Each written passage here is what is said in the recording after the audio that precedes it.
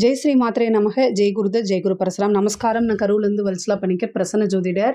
இன்னைக்கு நம்ம ஆடி அமாவாசையை பற்றி பார்க்க போகிறோம். இந்த ஆடி அமாவாசை என்னைக்கு வருது அப்படின்னா 24/7/2025 வியாழக்கிழமை வருது. இந்த ஆடி அமாவாசையில் என்ன செய்யணும், என்னென்ன விஷயங்கள்லாம் செய்யலாம், எது செஞ்சால் நமக்கு புண்ணியம், ஏன் இந்த ஆடி அமாவாசை ரொம்ப சிறப்பாக கருதப்படுது அப்படிங்கிற விஷயங்களை நான் சொல்கிறேன். இது ஜூலை மாதம் 24ஆம் தேதி வியாழக்கிழமை வருது. பொதுவாகவே சூரியனும் சந்திரனும் ஒன்றாக சேரக்கூடிய ஒரே ராசிகளில் ஒரே நட்சத்திரங்களில் இருக்கக்கூடிய அந்த நாள் தான் அமாவாசை அப்படின்னு நம்ம சொல்லுவோம். இந்த அமாவாசை 12 மாதத்துக்குமே 12 அமாவாசைகள் வருங்க. ஒவ்வொரு மாதமும் ஒரு அமாவாசை வருங்க. சூரியனும் சந்திரனும் சேர்ந்திருக்கக்கூடியது. ஆனால் இந்த 12ல் பார்த்திங்கன்னா இந்த அமாவாசைங்கிறது ரொம்ப சிறப்பானது. என்ன, ஆடி மாதம் வரக்கூடிய அமாவாசைங்கிறது ரொம்ப சிறப்பானது. ஏன் அப்படின்னா அயனங்கள் அப்படிங்கிறது 2 இருக்குது. ஒன்று உத்தராயணம், இன்னொன்று தக்ஷணாயனம் அப்படின்னு நம்ம சொல்கிறது.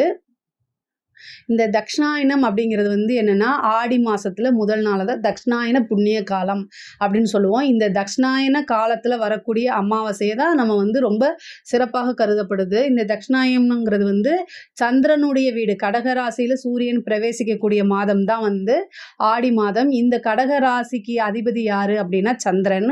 இந்த சந்திரனுக்கு அதிதேவதை அன்னை பார்வதி, அதாவது அம்பாள் தான் அதிதேவதையாக இருக்காங்க. அதனால இந்த மாதமே அம்மனுக்குரிய மாதமாக தான் நம்ம கருதப்படுது. இந்த ஆடி மாதம்ங்கிறது ரொம்ப புண்ணியமான காலமும் கூட. கடவுளுக்காக நம்ம இதை ஒதுக்குறோம், வழிபாடுகளுக்காக இந்த ஆடி மாதத்தை நம்ம ஒதுக்குறோம்.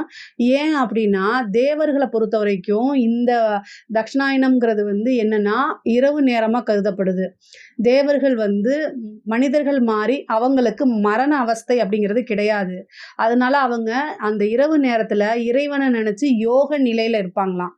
அதனால நம்மளும் என்ன செய்கிறோம், இந்த ஆடி மாதத்தை இறைவனுக்காக வழிபாடுகளுக்காக ஒதுக்கி வச்சிடறோம். அதனால தான் இந்த ஆடி மாதத்தில் நம்ம பெருசாக எந்த ஒரு விசேஷ பண்டிகையுமே அதாவது விசேஷம், ஒரு கல்யாணம், இந்த மாதிரி விசேஷங்களை நம்ம செய்கிறத தவிர்க்கிறோங்க. இந்த ஆடி மாதம் அப்படிங்கிறது ஒரு பிதர்களுக்கு தர்ப்பணம் கொடுக்கக்கூடியது. ரொம்ப ரொம்ப நல்லது.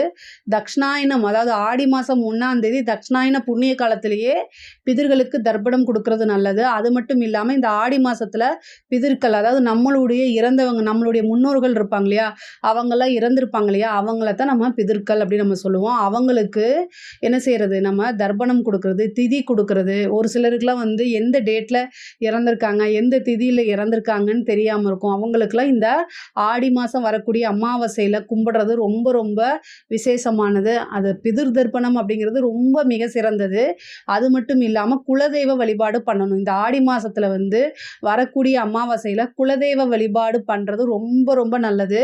உங்களுடைய ஜாதகத்தில் உங்களுக்கு பிதிர் தோஷம் இருக்குது, இல்லை குலதெய்வத்துடைய ஆசிகள் இல்லை அப்படின்னா இந்த ஆடி மாதம் வரக்கூடிய அமாவாசை திதியில் நீங்கள் என்ன பண்ணணும், பிதர்களுக்கு தர்ப்பணம் கொடுத்தா பித்ரு தோஷம் நீங்கும். அதே மாதிரி உங்களோட ஜாதகத்தில் நீங்கள் நிறைய ஹார்ட் ஒர்க் போடுறீங்க, ஆனால் ஏதோ ஒரு பக்க வரைக்கும் அப்படி தட்டி போகுது, எதுவுமே நடக்க மாட்டேங்குது, நல்லதே நடக்க மாட்டேங்குது அப்படின்னாலே அந்த பாக்கியஸ்தானம்ங்கிறது கெட்டு போயிருக்கு. அப்படின்னா பாக்கியஸ்தானம் யாருக்கு கெட்டு போயிருக்கோ அவங்களுக்கு பிதர்களுடைய தோஷம் இருக்குது. பிதர்கள் சாபம் கொடுக்க மாட்டாங்க, ஆனால் அவங்க அதிருப்தி அடைஞ்சாலே நமக்கு நிறைய நல்ல விஷயங்கள் வரதெல்லாம் தட்டி போயிடும். நல்ல விஷயங்கள் வரும், கைக்கு வர்றது வாய் கெட்டாதுன்னு சொல்லுவாங்கள்ல, அந்த மாதிரி உள்ள ஜாதகர்கள் கட்டாயம் இந்த ஆடி மாதம் வரக்கூடிய அமாவாசையில் பிதர்களுக்கு தர்ப்பணம் கொடுத்துருங்க.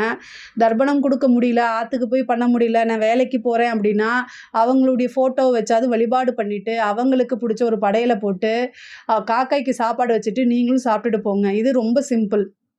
ஆனால் அன்னைக்கு பிதர்களை நினச்சி கட்டாயம் வழிபாடு பண்ணணும். காக்காய்க்கு எள்ளும் சாதம் வச்சு படைக்கணும். இதெல்லாம் ஒரு ப்ரொசீஜர். உங்களால் எந்த அளவுக்கு பண்ண முடியுமோ அதை பண்ணுங்கள்.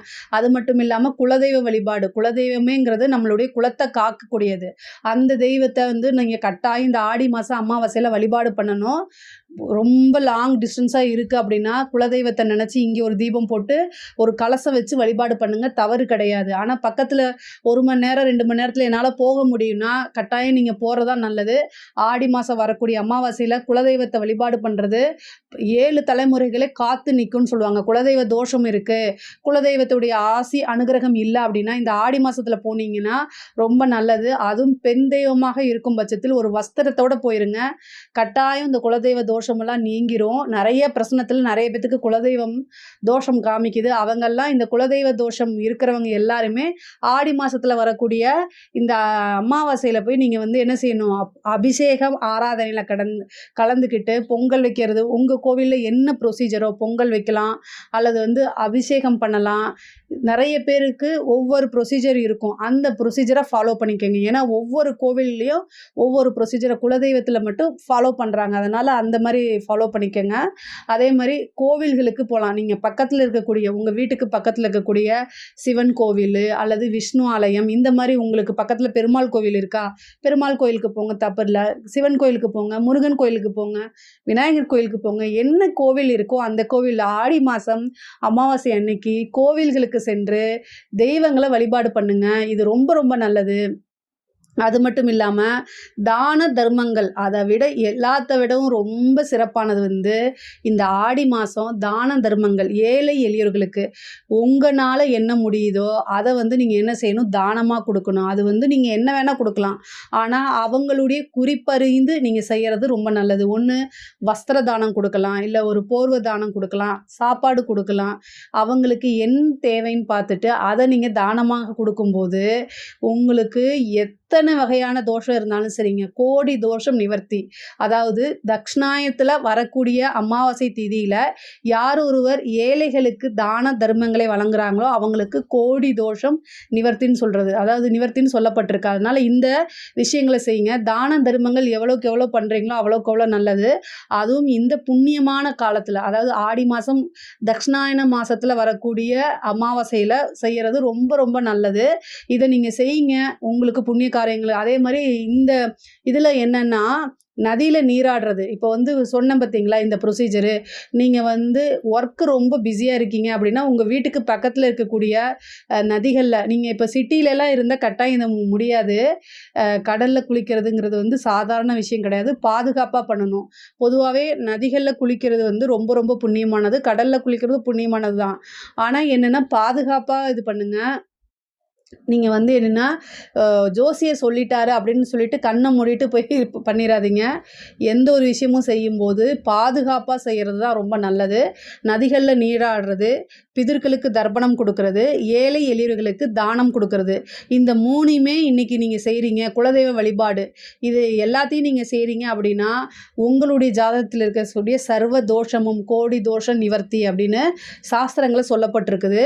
இது எல்லாருக்குமே சாத்தியம் கிடையாது தான். ஆனா, இப்ப இருக்கக்கூடிய காலகட்டத்துல நம்ம ஒர்க்கு பிஸி, லீவ் போட முடியாது. இந்த மாரி நம்ம போயிட்டுருக்கோம் அப்படின்னா, இதுல என்ன ஒரு விஷயம் உங்கனால செய்ய முடியுமோ அத செய்யுங்க. கட்டாயம் அதுக்கு உண்டான பலன் தேடி வருங்க. அதாவது ஏழை எளியவர்களுக்கு தானம் பண்ணா கூட சகல விதமான பாக்கியங்களுமே வந்து சேரும். இன்னைக்கு ஒரு கோவிலுக்கு போய் கடவுள உங்களுக்கு என்ன தெய்வம் இஷ்டமோ அந்த தெய்வத்த வணங்கிட்டு, ஏழை எளியவர்களுக்கு ஏதாவது ஒரு தானம் குடுங்க. பிதர்கள நினைச்சு காலையில சாமி கும்பிடுங்க. இதுவே போதுமானது. இந்த ஆடி அமாவாசையில வந்து பொதுவாவே பிதர்களுக்கு தானம் கொடுவது, பிதர்களுக்கு தர்ப்பணம் கொடுக்கறது, பிதர்கள் வழிபாடு பண்றது மிக சிறந்த பலன்களை கொடுக்கும். 12 மாசங்கள்ல காட்டிலும் இதுதான் ரொம்ப சிறந்த மாசம். அதனால இந்த மாசத்துல வரக்கூடிய அமாவாசையை மிஸ் பண்ணாம நீங்க சாமி கும்பிடுங்க.